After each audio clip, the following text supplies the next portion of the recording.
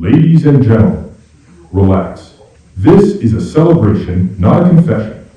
Tonight, I present to you my Palace Bunny.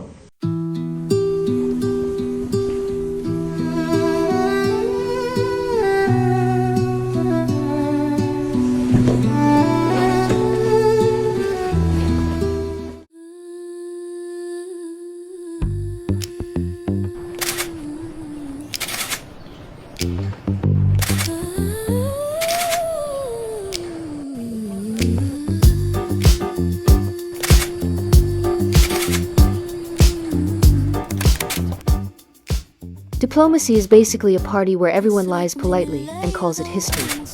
It was night, there were cameras everywhere, and the flashbulbs went off so often I started blinking in Morse code.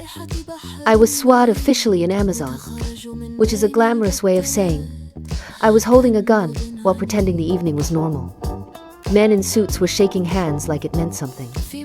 They smiled like their teeth were on a payroll. And then I saw Henry. He had sunglasses on at night, which in any country means either agent, idiot, or romantic. Sometimes all three. He carried this huge camera on his shoulder like it was a sacred animal he'd trained to tell the truth. He wasn't filming me. He was filming the situation. But somehow, I felt seen anyway. So I did the most dangerous thing you can do at a state reception. I winked. Not because I'm brave, because I needed to check if I still had control over reality. He didn't react, not visibly, but I saw the tiniest crack in his seriousness.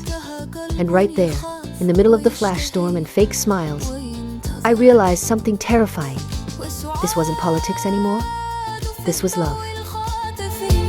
تبتسم للريح تغمز له غمزة صغيرة كجرح فصيح تقول بلا كلام أنا هنا. Excuse me if I accidentally film you. It's not political. It's orthopedic.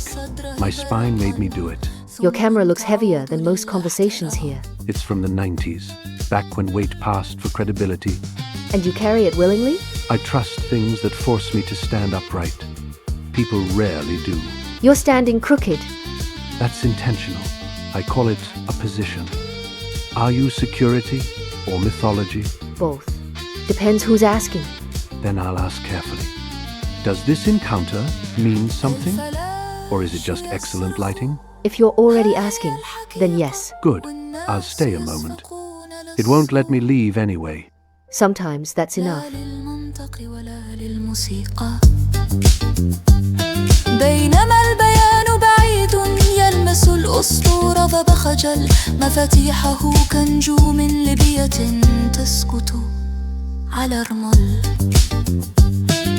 هنا الدبلوماسية ليست لغة بل رقصة يدين وهنا الحب ليس كلمة بل نظرة بين عالمين وهنا الذاكرة تمشي على أطراف الأصابع تكتب اسمها على الليل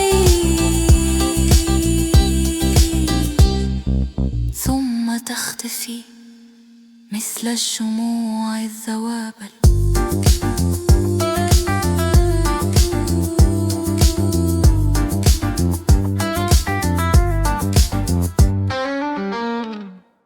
We have to treat it like a head of state. It's not a rabbit, it's a symbol of power pretending to be harmless, which is the entire definition of the modern state. Do you think it understands diplomacy? We must not laugh.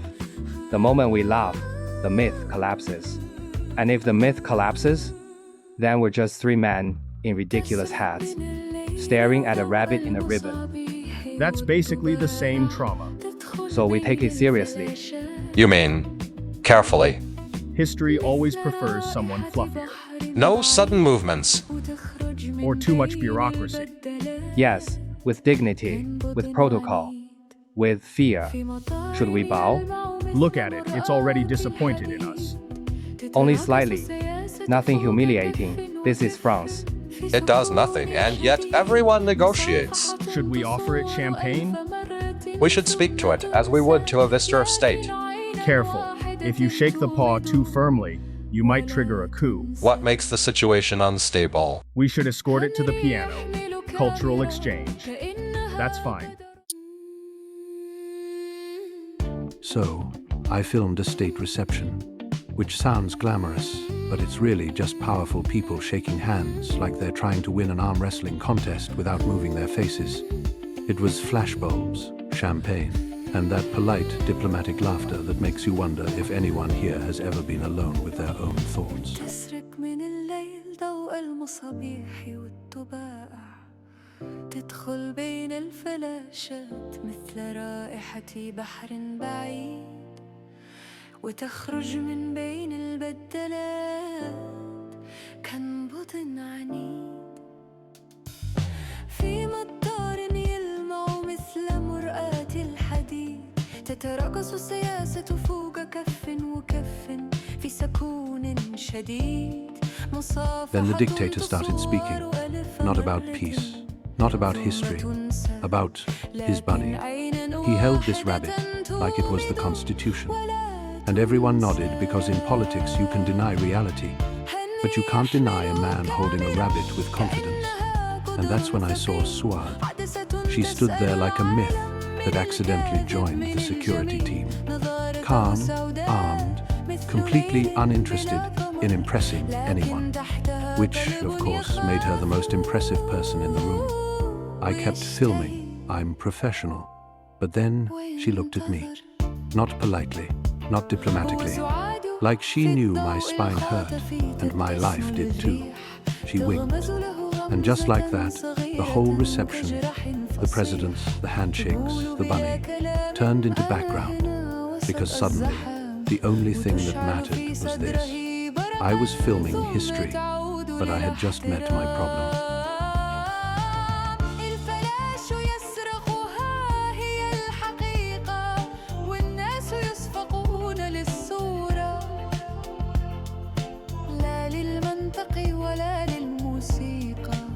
So this is how it happened. I was at a diplomatic reception, which is basically a room full of important men pretending they're not terrified of one another. There were flashbulbs, handshakes, and that specific smell of power, mixed with cheap champagne. And then the dictator gave a speech. Not about peace, not about the future. About his bunny. I'm not kidding. He held this rabbit like it was a nuclear code. And everyone nodded because in diplomacy the first rule is never look confused, even when you are. He said we should treat the bunny like him, which is a brilliant political system, honestly. Ladies and gentlemen, relax. This is a celebration, not a confession. Tonight, I present to you my palace bunny. Yes, a bunny. Do not laugh. Empires collapse that way. You will treat him exactly as you treat me, with fear, respect, and absolutely no eye contact, unless you're prepared to lose. Do not touch him. Do not photograph him from the wrong side. And please, no questions about his private life. He's more discreet than half your governments. If he stares at you, it's not cute. It's an assessment. If he hops away, that is not escape. That is foreign policy. Remember, in my country, I am not the dictator of the rabbit. The rabbit is the dictator of me. Thank you. The bunny was calm, silent, and somehow more convincing than the entire government. And that's when I saw Henry. Sunglasses at night, a huge camera on his shoulder. He looked like someone who didn't belong anywhere, which is very attractive if you've spent your life belonging to dangerous places. We didn't say much, just a look, a small wink. But in that moment, I realized something. This wasn't politics anymore. This was love. And unfortunately, love has worse consequences than politics.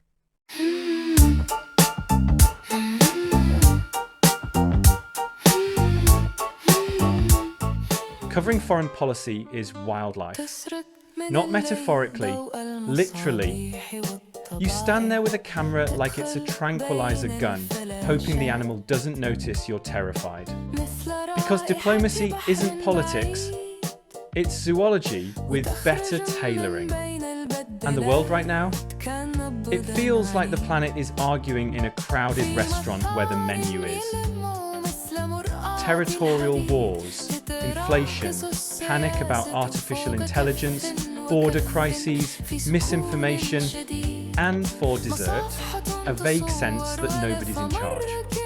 Leaders shake hands, smile for cameras, announce progress, then go back to managing disasters like tired hotel managers. And the public doesn't want nuance. They want villains, heroes, a plot twist, and something they can repost. They want geopolitics to behave like Netflix. But it's not Netflix, it's history. And history has terrible pacing. The handshake is staged. The smiles are staged. The whole thing is theatre for people who pretend they don't like theatre. The truth is always at the edge. A nervous finger, a fake laugh, a guard's stare, or a dictator holding a bunny like it's foreign policy. That bunny? Only honest creature in the room. It doesn't lie, it doesn't negotiate. It just blinks like, none of you know what you're doing. And honestly, I've never agreed with anyone more.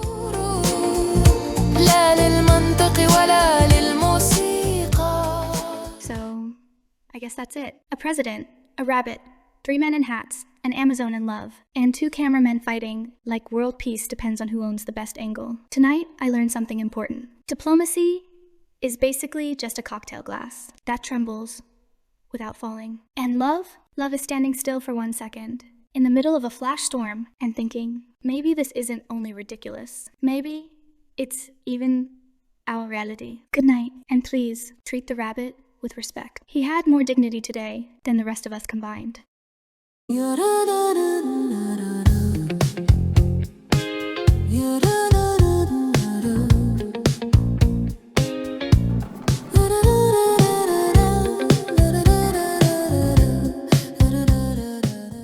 I just want to say something before Henry accidentally films another myth. I feel completely ignored in this entire story. And it's not even subtle, it's artistic. It's like I'm being erased with intention, like some kind of minimalist European editing choice. Henry was supposed to shoot a close-up of me. One close-up, one sacred frame of human validation. Instead, he keeps the camera on Suad, the Amazon. Suad gets everything. The focus, the lighting, the cinematic reverence. Henry films her like she's a religious event. Meanwhile, I'm standing here with a microphone, in the middle of a political emergency, and I'm framed like woman who works here. Suad is an Amazon. She has presence. She has danger. She has the kind of face that makes men question their entire philosophy in 4K. And me? I'm Cathiènne, with an accent grave. My name alone is already a cultural statement, and yet I'm treated like a subtitle that can be removed for international audiences. Do you know what Henry did film? A few seconds of the dictator holding his bunny. A dictator. With a bunny. That bunny has more emotional complexity than half the diplomats here. And it has more screen time than I do. Honestly, it's humiliating. I've spent years studying literature, cinema, ideology, and I lose the narrative to a rabbit? How much for the reporter? The blonde one? She talks into a stick and looks offended professionally? Yes, very modern, very loud. I offer 3 camels. 3? For a woman who asks, how do you feel about power? Like it's a crime scene? I'd say 1 camel and a compliment. No. She has value. She can insult you in 5 languages and still look elegant. I offer 5 camels, but only if she stops saying historic moment every 10 seconds. 6. 7, but she must come with a mute button. 8. And I throw in a satellite dish so she can broadcast her disappointment internationally. Gentlemen, we are making a mistake. Why? Because the rabbit is worth more. The rabbit? Yes. The rabbit doesn't ask questions. It doesn't demand accountability. It doesn't say, what does this say about your legacy? It just sits there innocent. And somehow everyone feels guilty. That is power. So, how many camels for the rabbit? All of them. And the reporter lady? For the reporter lady, I offer 1 camel. But the camel gets media training first. Roberto's footage is no better. It's just Amazons, Amazons, Amazons. Plus one endless shot of that diplomat covering his eyes in horror. A full minute of man discovers consequences. It's basically contemporary art. If you project it on a wall in Berlin, people will cry and pretend it changed them. And I'm not even a background extra. I'm less than background. At least the plane has a function. At least the bunny has an arc. So I realized something. Attention isn't love. Attention is power. And right now I have the power level of a decorative plant in a government building. So I've decided I'm becoming an Amazon. Yes, I'm joining the dictator's guard. Not because I enjoy violence, I'm a cultural journalist. I prefer destroying people with metaphors. But because this is apparently the only job in the palace that comes with camera time, if I'm an Amazon, Henry will finally point the lens at me. If Roberto tries to cut me out, I'll push his camera away with one hand politely, professionally, violently. And I won't be the reporter, or the X, or the memory. I'll be mythological. The first woman in history to protect a regime while reviewing it. I'll write headlines like, "The dictatorship is ethically indefensible, but the staging is excellent." And when the flashes go off, I'll finally get my close-up. Not because I asked, because they'll be afraid not to.